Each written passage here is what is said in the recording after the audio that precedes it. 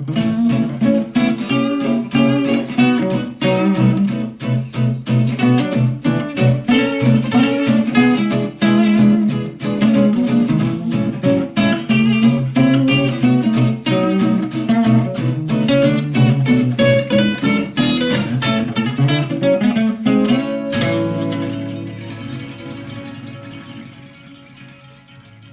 today I'm talking to Julian Vayne. Hi, Julian. Nick, it's lovely to see you, mate.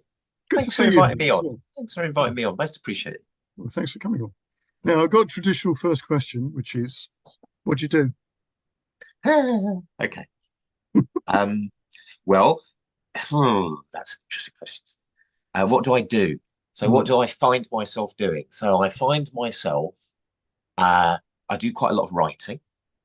I do a lot of teaching and sort of mentoring people. I do produce art. And what I normally find myself doing is basically still writing. So I do lots of kind of calligraphic work, but that's a big part of the work that I do. And I suppose all of that is sort of within the sort of the frame or the kind of structure of of my first love, which is the esoteric, the occult magic. And so I am an occultist who writes mostly about occult stuff. I am an artist that produces art which is inspired and related to my esoteric practice. A lot of the mentoring that I do is connected with that sort of work, and a lot of the work that I do in other kind of contexts or that feeds into those things is related to psychedelics. So I guess I'm a psychedelic occultist, cool. which That sounds cool.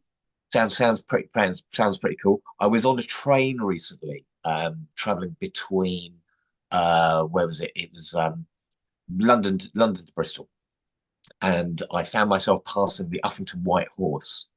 And I remember when I was a kid, and I was like 13, and I took my grandparents. They said, "What would you like for your birthday?" And my birthday is actually Halloween, or the day after, November 1st. So they sort of said, "Oh, do you want a birthday present? Well, you know, in the summer holidays, is it something I'd like to do?" And I said, "Yeah, yeah. What I'd like to do is I'd like to do a sort of pilgrimage along a number of the different sacred sites heading out towards the west." And you know, they were sort of like, "What? This is a bit weird, but then you're a bit of a weird kid. Fair enough. We'll drive you to all these different places."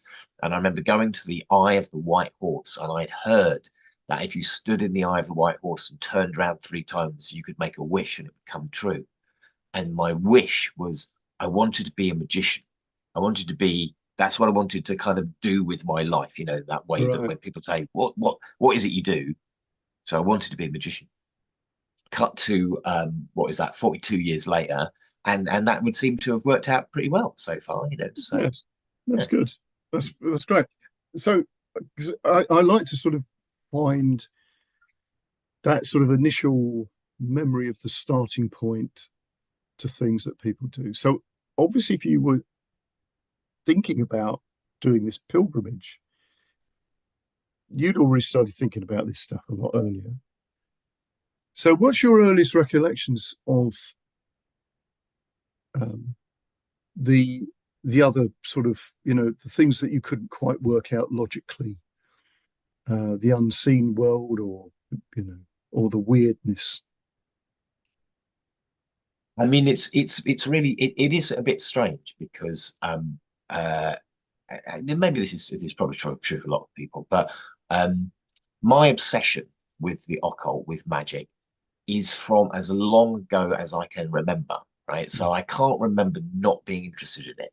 I certainly know that by the time I was 10, Mm. I had already been hanging out in my local library, and I'd read the work of some of the a biography of Aleister Crowley, some of one piece by Crowley, one of his own texts.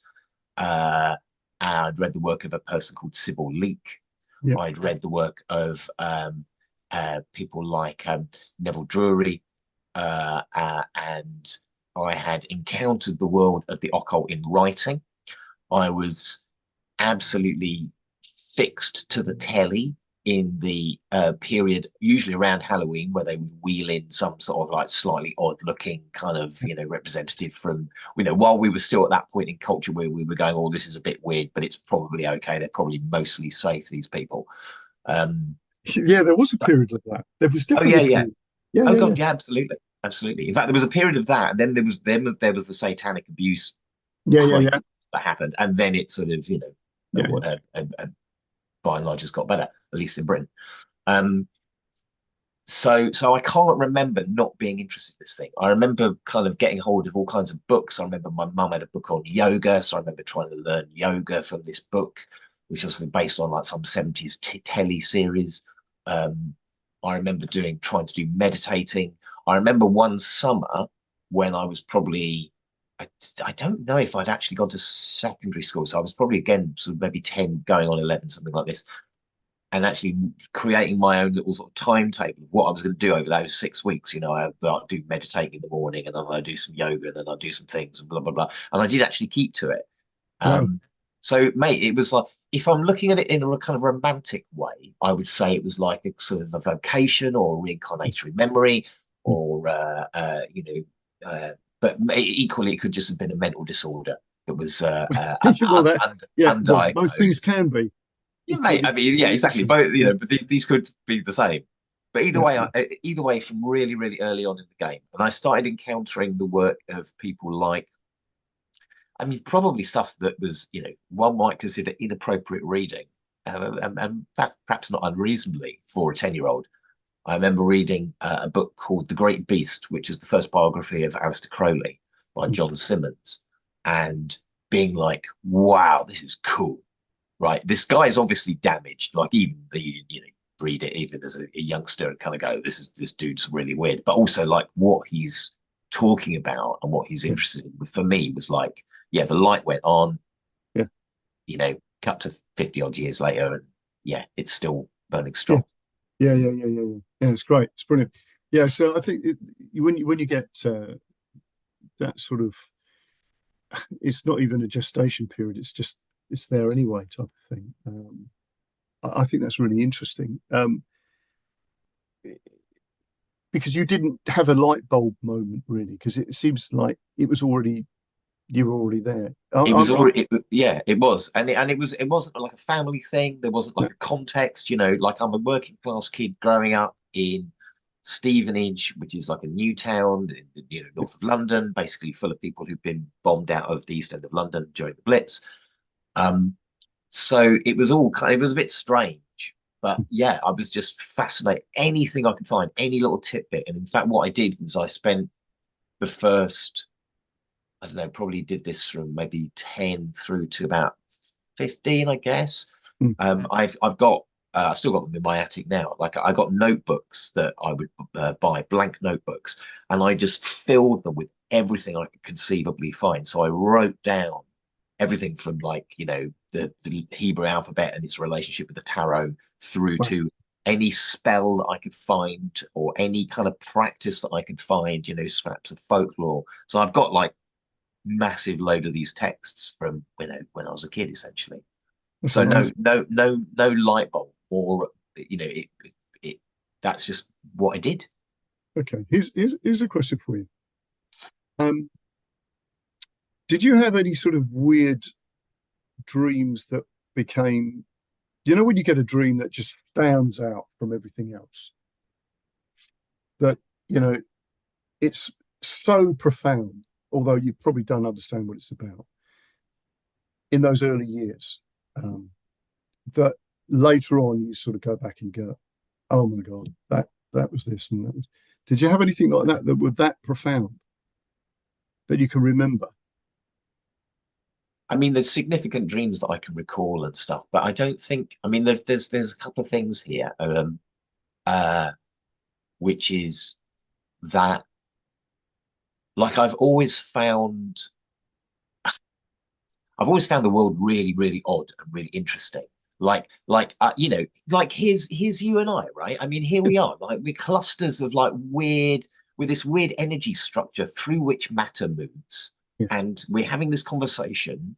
you know, through this kind of global brain that humans have spun onto the planet, and we're breathing the same atmosphere, but we appear to be radically separate, and yet we're the same. Do you know what I mean? Like, I've always found the whole thing incredibly. I remember having what I guess now I would call like nature mystery experiences, and having those moments. I remember, you know, one moment, very, very young.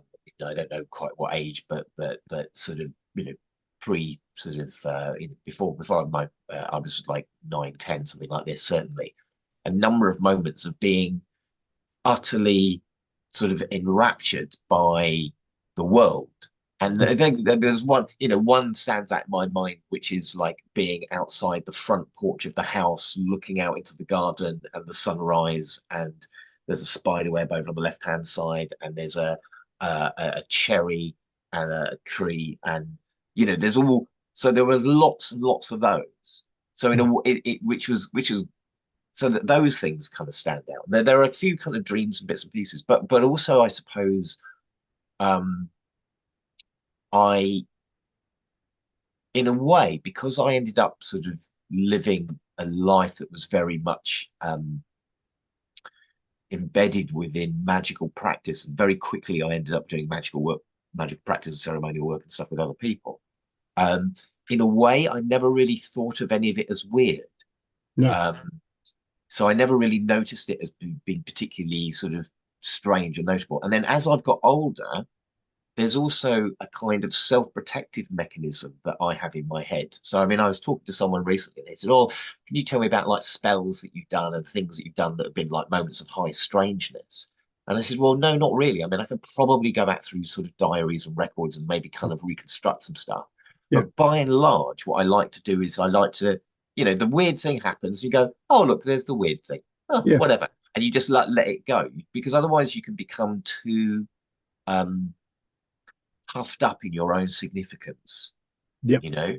Yeah. Like there's a whole thing in some of the kind of voodoo cultures that, you know, a mate of mine who's done a lot of work in the Dominican Republic was telling me that basically the more time you spend being possessed by spirits, by, you know, so you do the ceremony, the Loa descend, you know, you get possessed, blah, blah, blah.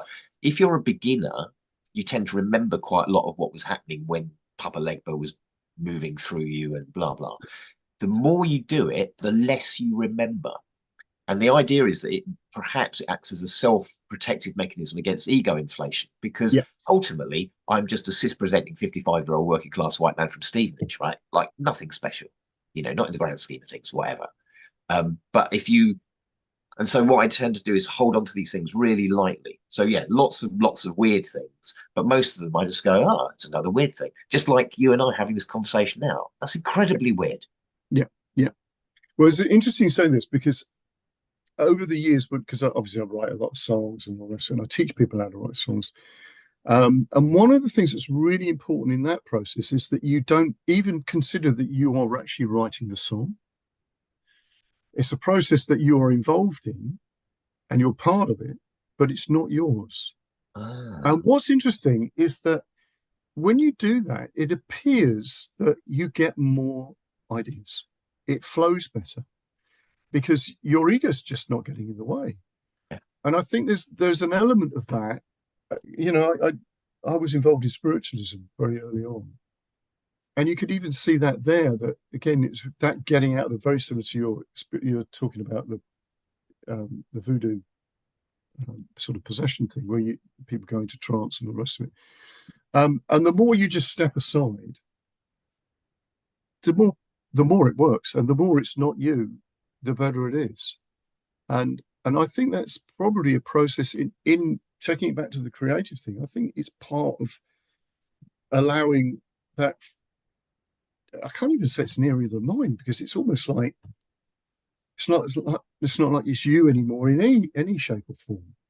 You get out of the way, and it just like it opens the taps up.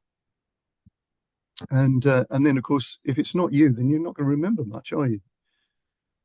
I think that's that, you know, more broadly in terms of the creative process, and certainly your observation about songwriting, which is, you know, not one of my skills, but I can see how that maybe works, and you can see all those great examples. I mean, it's like I don't know, there is that tale, I don't know how true this is, of Paul McCartney wandering around singing the, you know, like, does anyone know this? Yesterday, da, da, da, da, da, da, da, da, da. And like, you know, so there's that sense in which a thing sort of kind of comes through us. And Yeah. I know for myself that, like, there's I think it's maybe from one of the Native American communities where they talk about like the idea of the hollow bone. So Yes. what you're Yeah. aiming, Yeah. Yeah. yeah, Yeah. yeah. Yeah. So what you're aiming to do is you're aiming to be, and I often think that this is about like that there has to be a structure, there Yeah. has to be the tube, the, you know, the bone has its form, and the bone has grown, and the bone has, or to, you know, to mix the metaphor, the container in which the idea is going to emerge needs to have been um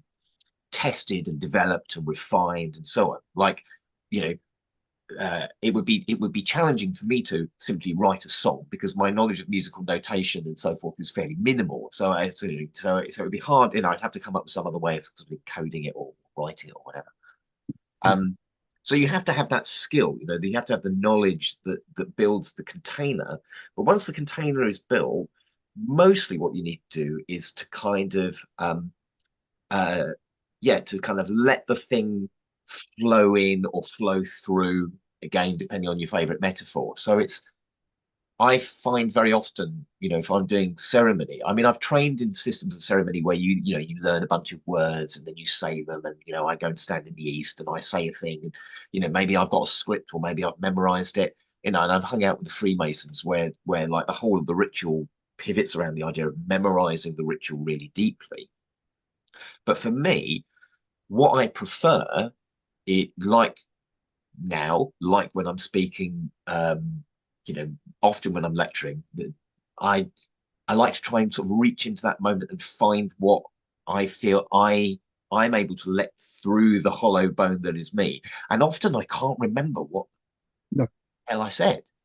And sometimes people come up and say, "Oh, that was really good. You said like a really good thing, or you did a really good." You know, if I'm working in very sensitive places where people are, you know, they're tripping on psilocybin or whatever it happens to be, and you obviously you tend to do, you know, less is more in those situations. So you might say one or two little things, um, and one aspires for those things to be the right thing in the same way that one aspires for those lyrics or that Yeah. songwriting process to kind of, you know, that's why we have this idea of it's magical. It just sort of, it magically drops into place. Yeah. Yeah. And Yeah. then afterwards we kind of step back from it and go, oh, I'm sort of slightly surprised that that's happened, you know? Yes. Yes. And that's kind of that's a good thing, I think. Yeah. Yeah. It is a good thing. So when did you start getting involved in? Because you were saying that you're talking about ceremonial magic and all that sort of stuff, but quite early on. I mean, how early did you get involved with other people? I was I started going to sort of, you know, psychic festival things, Yeah. you know, where Mm. you get people reading tarot cards and selling crystals, all that jazz. And I would tend to gravitate towards the people dressed in black with the pentagrams and the things at the back of the room. Right. Um, uh, for a variety of reasons, that was like, oh, this is the bit I want. So I remember hanging out with some Alexandrian Wiccans, going to a sort of an event, basically like a sort of semi, not public lecture, but like a kind of house thing, you know, come around and listen to people talk intelligently about the Kabbalah or whatever. Yeah. When I was about 12, I remember dragging my dad down to South Right. London and saying, That's amazing. would you come and drop me at this weird house and then come pick me up at this pre-arranged time? Right. Um, and then I got involved with a coven in North London, and the they spoke with my parents because they were, you know, aware of the fact that I was very young, and I ended up working with the coven from a little before I was 16, and then via a sequence of peculiar events, I had to. And this sounds bonkers, but it's totally true. I stepped into the role of the high priest of the coven because I was actually the person who knew the ritual system best. Um, because I'd spent the previous, you know, 5 years reading all the Wiccan material I could get my hands on, and even though this is prior to Well, it was just about the same time, actually. I think Eight Sabbats and Witches by Janet Stewart Farrar was out, but I think The Witch's Way hadn't quite been published. So this is like early mid 80s. And yeah, then basically there was like a coven, and then the dude who was supposed to be being the high priest wasn't there. And so the person who was at least knew the ritual system, I don't know if I was necessarily qualified in any other regard, was me. So I had to step in. Well, I said, do you want me to do the casting the circle? And so I know how to do this. At least I've read it and I've tried it myself. I've never done it in a group situation. So I went to one meeting, and then the next one I was at, which was a Lammas festival, in fact. So it would have been before my 16th birthday, which was in November. I played the role of the high priest in that ritual. So yeah, that's sort of how it started. And then from that group, which was quite a sort of eclectic kind of experimental Wiccan kind of thing, I worked in that sort of setting for a few years, about sort of 8 years, something like this. And then from there ended up sort of, going into different contexts, working in sort of ceremonial magic and thelemic magic and sort of early neo-shamanic sort of stuff and chaos magic and all of those sorts of things. So, right. Yeah. So basically, I suppose from the sort of, if you're thinking about sort of musicians, it's one of those things where like, the band is performing and the snotty-nosed little kid who can play guitar has to step in because like the dude who's supposed to be playing the guitar isn't available, Yeah.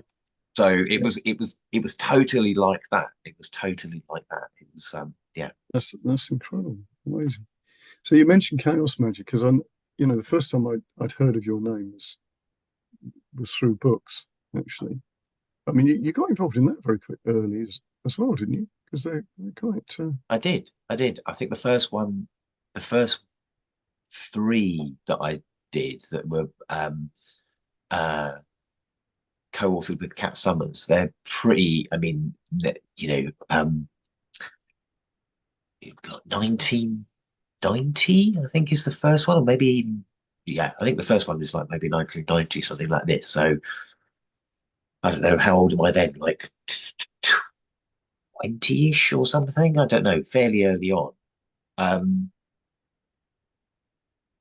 I really, I mean, it was interesting because I have I've never had a formal diagnosis, but I suspect that I'm a bit dyslexic, and certainly the family that I come from, a number of them, my mum has very difficulty spelling, and they're like, so maybe there's a kind of a thing there. But I was always really interested in writing, and I was always, there's a great part of the magical tradition which is about writing for all the obvious reasons, from the deities that rule the show through to the fact that the magical book is an inherently iconic object. Yes. So fairly early on, I started writing. I started also writing alongside Kat Summers, and although I've written a lot of books, actually 50% of them, I think, pretty much are co-authored because I really like collaborating with other people. I really like working with other people. It's one of the things that I enjoy. It's one of the reasons I enjoy group magical practice. And so chaos magic, when the way that I encountered it, in the same way that the way I encountered Wicca was as a collective practice. Working with other people, collaborating with other people is stuff that I really enjoy. Yeah. Well, again, it's like any form of collaboration. There's something, the whole is greater than the sum of the parts, isn't it? Because, and I don't know what that is, to be honest. I don't know how that happens, but there's something about, there's a multiplier effect, I think is the best way to put it. Just whether other people bring out the best of you and you do the same for them, or there's just the extra creature that appears in amongst a group of people. I don't know what it is, but there is something about collaborating, and I think that's interesting. So and you're saying about you're finding it collaborations being good for you. You know, you find that because there's a lot of people who obviously are sole practitioners who, and maybe they're just wired that way, don't they? Yeah, I mean, it's interesting, isn't it? I think that, okay, so I think most people have probably experienced this, but um, there are people that I meet. I was hanging out with Andy Letcher, right? Dr. Andy Letcher, lovely man, wrote a book called Shroom about 20 odd years ago. He needs to get around to a revision of the text, but anyway, um, and Andy is one of those people that I love hanging out with Andy because like I can feel like it brings out something really nice in me. Like there's something about the relationship I've got with this dude that appears to me to be like, oh, this is really nice. Like I feel myself becoming like a really good version of me. Very occasionally, it's uncommon, but very occasionally I'll encounter someone and I think I'm not, this is not, you know, it's uncomfortable. There's something in here. And it's not even necessarily that it's difficult with that person for whatever reason, interpersonal stuff, but it's like, I don't know, maybe sometimes these things take time and after a while it clicks. But I think that the person who we are, you know, the person who I am now is the person in relation to this conversation with you, yeah? Um, and even people who are solitary practitioners, if they are doing their practice what I would consider to be well, they're not really solitary. They're maybe not with other humans, right? But if they're engaged with a place, you know, a landscape, the tools that they're working with, the herbs or the oils or the practices, like there's still a mixing up, you know, between this, you know, what we notionally think of as ourselves. I mean, even that's, you know, it's a convenient piece of mythology, the idea that we're this sort of unitary self. Yes. You know, it's handy from the point of view of like, you know, filling in your taxes and stuff, but by and large, it's not true. So it's like it's, you know, good practice is about sort of like with the psychedelics thing. It's like putting yourself in a really good good setting with a good mindset, and then you get these blurrings and these mixings, and from those things emerge these insights, emerge these beautiful pieces of art or creativity or insight or, you know, whatever it happens to be. I'm fortunate, you know, and privileged in as much as I've had the opportunity to meet and hang out with loads of, you know, cool practitioners from various different places, various different lineages and styles and stuff. And that's what works for me. But equally, if you're a solitary practitioner, if you get the chance to hang out with a whole bunch of really cool trees, yeah. you know, So the psychedelics then, because you're doing a lot of sort of research with this, right? So where's your first encounter with psychedelics? all right. So, okay. I wrote an essay about this in a thing called the Psychedelic Press Journal, which, but I'll briefly reprise it without boring you. But basically, what happened is you know, read Aleister Crowley, really interested in psychoactives. Crowley's work, when we look at it, there's a couple of things you have to understand. The first thing is people think Aleister Crowley was the only occultist taking drugs in his era, which is completely wrong. He's just the most well known. And he kind of really, it's an important part of his practice. The other thing about Aleister Crowley is we know that a lot of his drug use revolves around things like cocaine and opiates. However, that's partly because he wrote a book about his use of mescaline, which is really, really important. Right. And the book doesn't exist anymore. It was impounded by British Customs in the 1920s and probably destroyed. So Aleister Crowley was the person that I remember kind of going, oh, there's this amazing relationship between drugs and magic. And then as I started researching, I found that actually there's always been a relationship between drugs and magic. Because if you go and look at the incense in the Key of Solomon, and you look at what the ingredients list looks like, you can go, oh yeah, no wonder this works, right? It's like full of weed. It's full of weed and like a dash of henbane and, you know, other entourage effect substances. So my first encounter, as is common with most people, was with cannabis. And then, but I didn't really sort of get into drugs, you know, as a youth. This is growing up in the 80s. There were, it was far far less of an exotic and well-supplied landscape than it is these days. But basically, I did a talk in London, and after the talk, this dude came up to me and gave me some acid and said, "I think you might find this really interesting." So I was like, "Brilliant!" So I kept hold of the acid for about 2 years, no, about a year rather. And then one day, everyone was away from the house for a weekend or something, and I decided it was the time to take it. So, to cut a long story short, there were 2 tabs of acid, and I was very sensible. So I cut one in half, and I ate that. And then about 10 minutes later, nothing seemed to have happened, so I ate the other one. And then nothing seemed to have happened, so I ate the other one. And then I started wondering whether or not the fact that this was a design that had like 4 little perforated squares with one design on it, I started wondering whether or not it was actually more than I had anticipated, because I had no idea how big acid was. Right, there's no one, I read Aldous Huxley and stuff, but there's no bit, and he said, "Oh, by the way, he was active in low dosage." But essentially, what happened was I ate 8 trips, and so had like a very long time to orientate myself in this new environment. There's other, bore you with that particular story. So essentially, I took an inadvertently high dose of LSD, and actually, possibly because maybe I was just lucky, but possibly because I'd done quite a lot of kind of magical practice beforehand, I was able to sort of navigate it. It felt quite well. Like I've had a very strong sense of like moving through the Hermetic Kabbalah, which is like one of the sort of primary maps that I've got in my brain to make sense of the universe that I'd studied at that time. And so big dose of acid, and that was like, that was great. And then I guess as I kind of got into my mid-20s, I started doing more experimenting with how do we bring these 2 things together? Because of course in Wicca, psychedelic use, at least at the time, wasn't a thing. And, the wine and stuff is what you have at the end of the ritual. So you have this kind of slightly interesting thing where it sort of says, "Oh, this is a cult of ecstasy and of freedom and liberation and so on."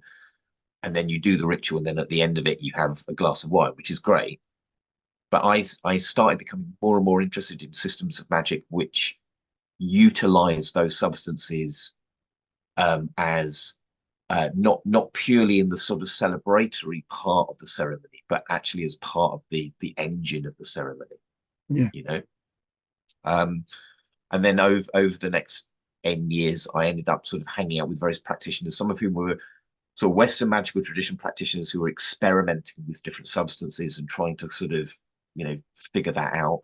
And then a little bit later, practitioners from sort of entheogenically lineaged communities, North, Central, South America, India, and so on. Yeah. Who already had these dudes had figured this stuff out a while back. So kind of learning from that. So the first encounter was with acid. Yes, a useful misadventure, one might call it, but fortunately one that didn't fry my brains at least too much. Yeah. Cool. So I think this is interesting because again, there's a lot of link, obviously, with things like art, creative arts, and stuff like that. Whatever these plants are doing to us, this communication that they have with us, that sort of makes us see things sometimes in quite in a subtle way. It just reframes everything, and sometimes it's utterly revelationary that the world has changed so much that it takes a while to recognize where you are again. I found that sort of interesting, and particularly within music, when you see that, or any creative thing, obviously with art, it's a good example where people's perception is so radically changed, and how it can change the whole period of thinking as well. It's like movements of art in particular. When you get certain types of pictures, the French are very good at this, obviously, with absinthe and all the rest of it. So it's there all the time. This is the thing, but we obviously, you're saying that these people who are practitioners from the East and maybe Sufis and people like that, who have an understanding how there's an interlocking of, or a movement between what you consume and how your consciousness reacts to it. And yet, it's always been suppressed in the West, officially anyway. But I think it's an important point about us understanding how we are as sentient beings, that we, because it's, to me, it seems obvious that parts of our development are locked into plants, mushrooms in particular, I would say. But, if you look back, it's the artwork or the carvings or whatever always signify somewhere along the line there's this thing that's there, some sort of, could even be a goddess of corn or something. You know what I mean? It's that type of thing where there is a direct relationship. So because you're doing there's a lot of scientific work going into. Yeah, there is. I mean, where do you think that's going? Because it's always got this sort of promise of it being, oh God, brilliant, and then something happens and it all goes. I was going to say all goes to pot, but I shouldn't say that, Richard. Very good, very good. Yes. See what you did there. See what you did there. Yes. But how's that? How do you think that's going with it? Is it good? We got a new dawn happening here? Or? I think okay, so mate, there's so much to pick up from that. I mean, like this idea of, we are at the point where we are emerging from the last, let's say, 100 years, which has become increasingly about 100 to maybe as far as 150 years, which has been the time of the individual, right?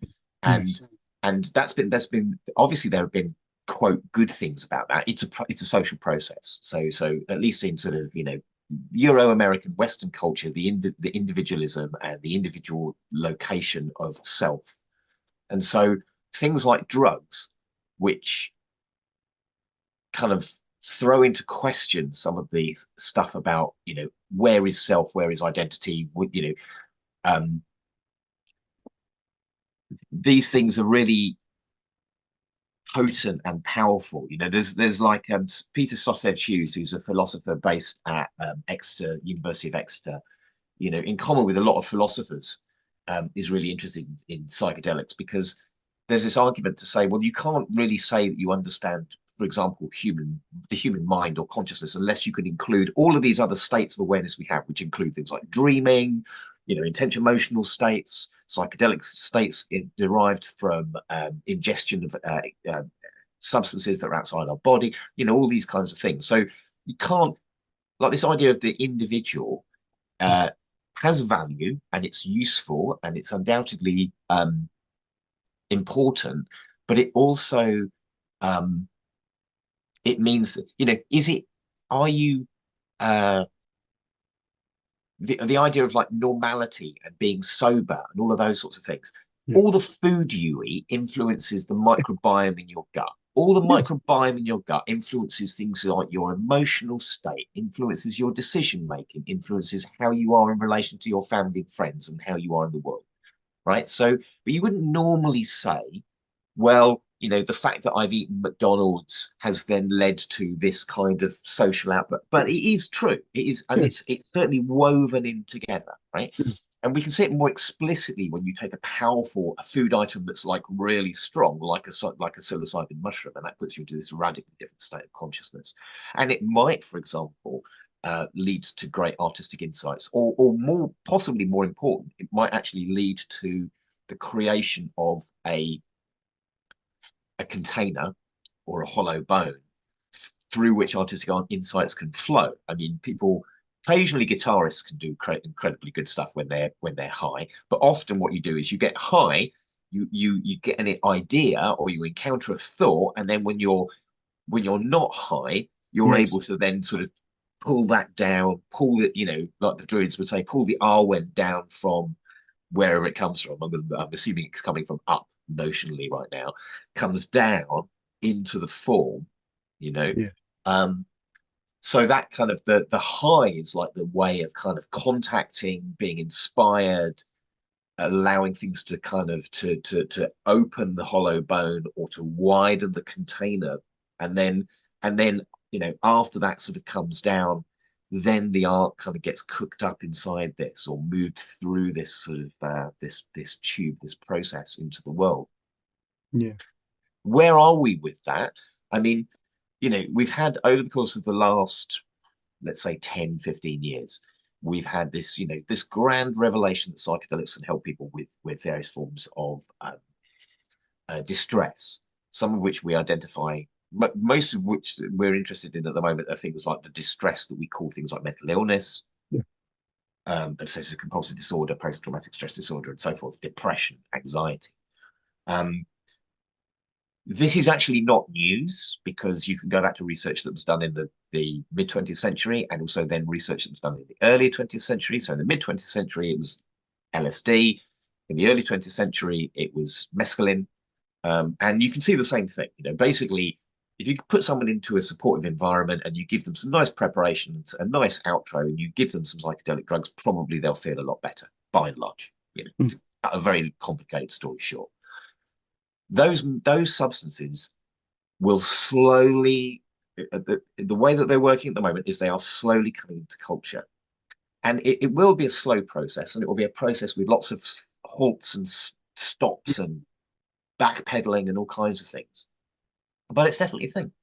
So in Britain, for example, which has some of the most repressive drug legislation outside of countries that will cut your hands off for having them, you can go now, and you can, if you have a suitably evaluated medical condition, you can go and get cannabis on prescription in Britain, right? You can go and you can go through a not terribly elaborate set of hoops, and with a private prescription, you can get cannabis available. And this is a substance which, N years ago, people were telling you that it was a gateway drug to any number. You'd be on cannabis, and the next week you'd be on heroin, or you'd be on cannabis, and then you'd be unable to do.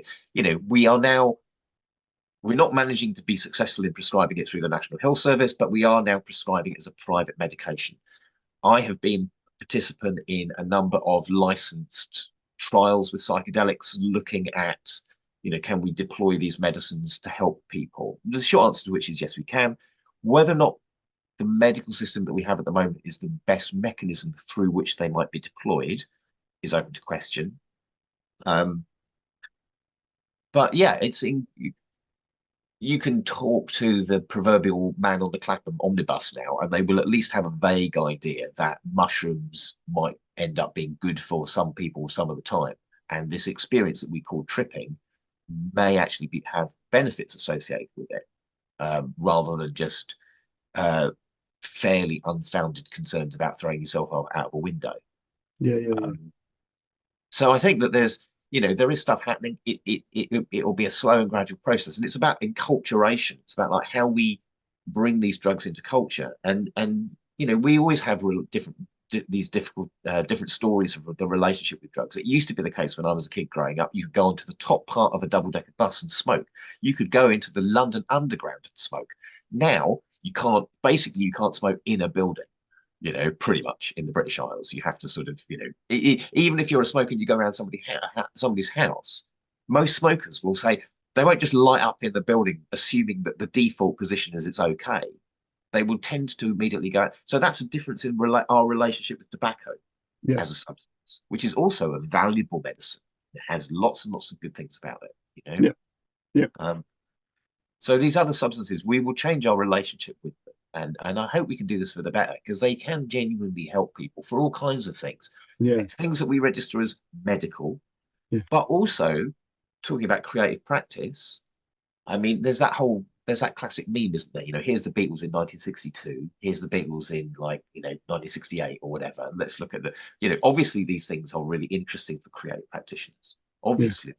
And so it's a generational change that we're looking at fundamentally.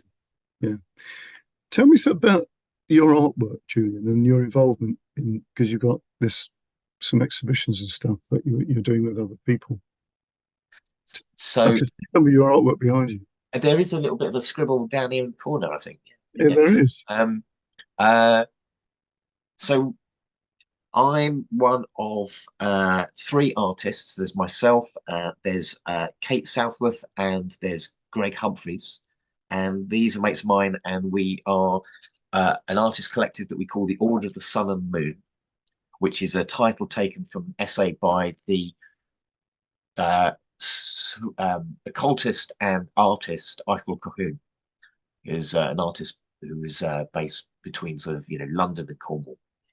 And she wrote an essay about this mythic magical order. And so we've taken that name because she's one of the kind of inspirations for a lot of our work. So we're all esoteric practitioners, and we're all visual artists, amongst other things. Mm.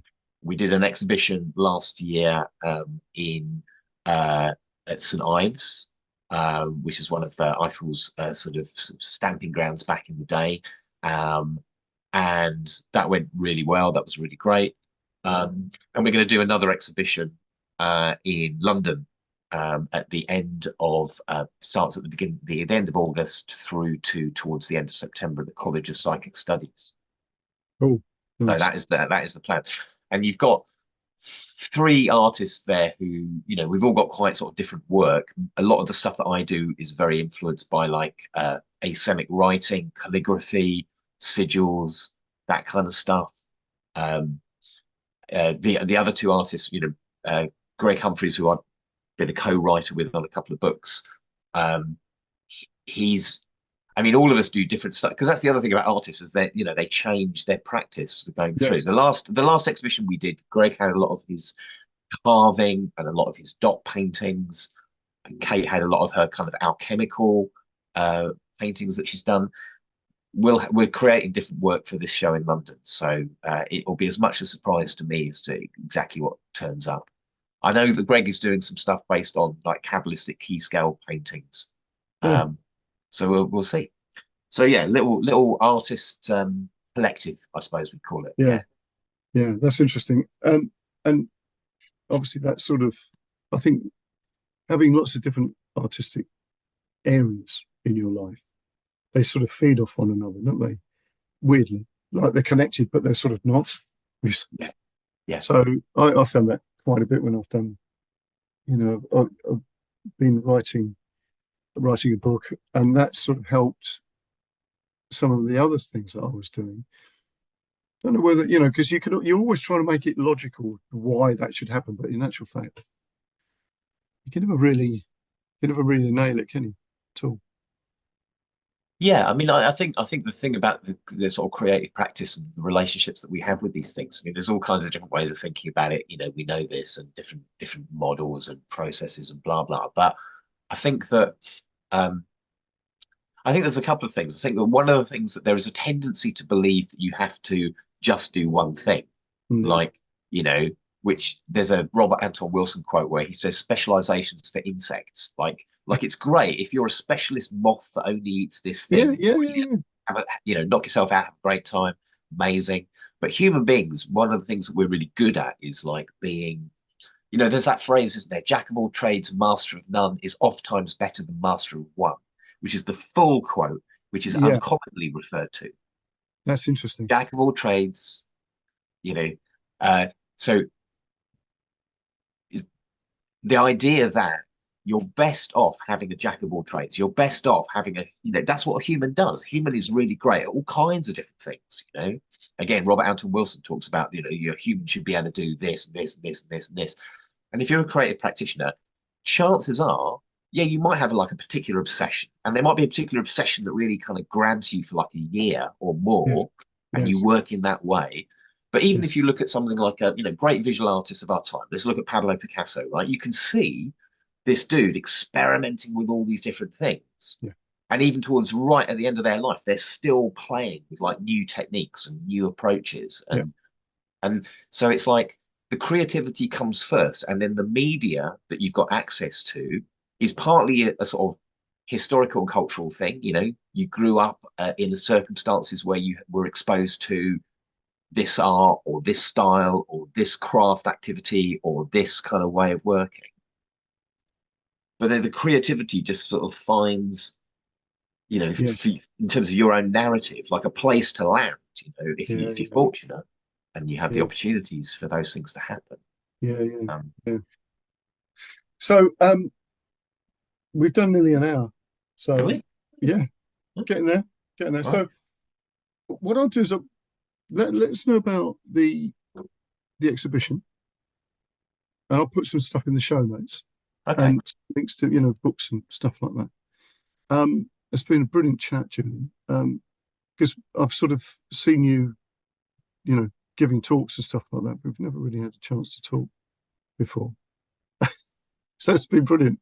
Very good. Very good. Mm. Thank you very much for inviting me on the No, it's podcast. been a pleasure. Been an absolute pleasure. So don't disappear. We'll say goodbye now. Yeah, yeah.